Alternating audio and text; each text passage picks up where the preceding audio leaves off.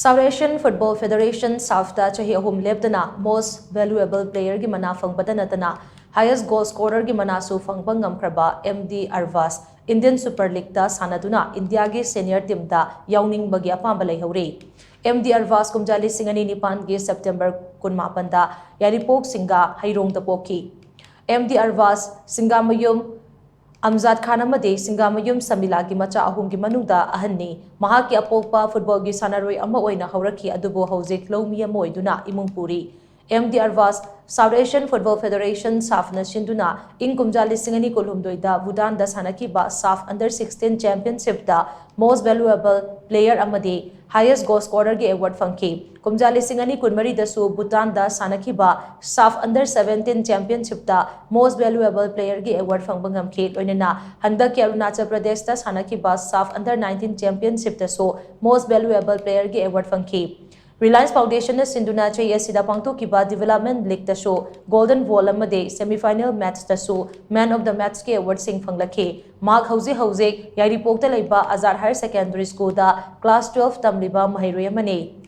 Yari Pok Singa Hairong da Laiba MD Arvas ki Yumda Aikoi ki Paumina Chatuna Hakthengnana Unarubada Arvas na Hai Mahak chahi ahum sub championship ki India team da sanaduna champion oirakpa si yamna nungaiba fawi imalaiba ki damak mahaki team na mingchet porakpa ngamba sina amuka hena nungaiba fawi sub championship asidi akiba karisu leite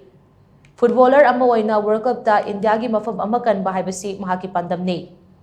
mahakna makata na hai mahakna Pungkak Chaurakpadagi football masana si yamna pamna sanaba hauraki mahaki apokpa football gi sanaroi ama oirakpana makhoi gi ingkolda football sanafam lampak onthoktuna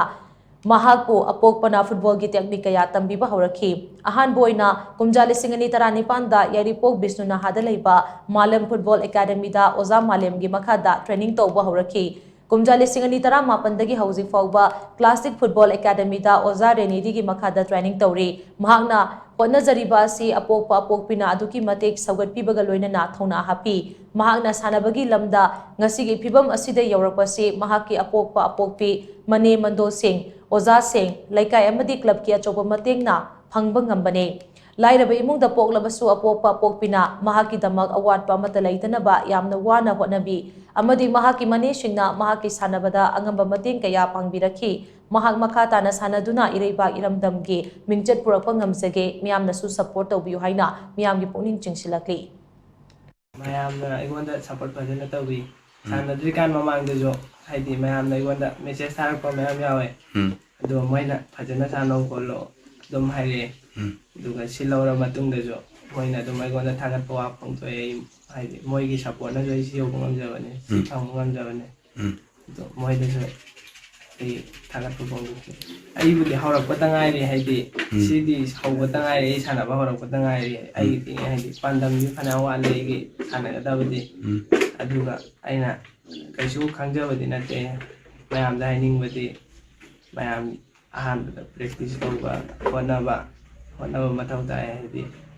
si ayauge haidi honaraga aina fajana khallibado wakhal hongdabita adu tangkhallaga tawrati loina phangan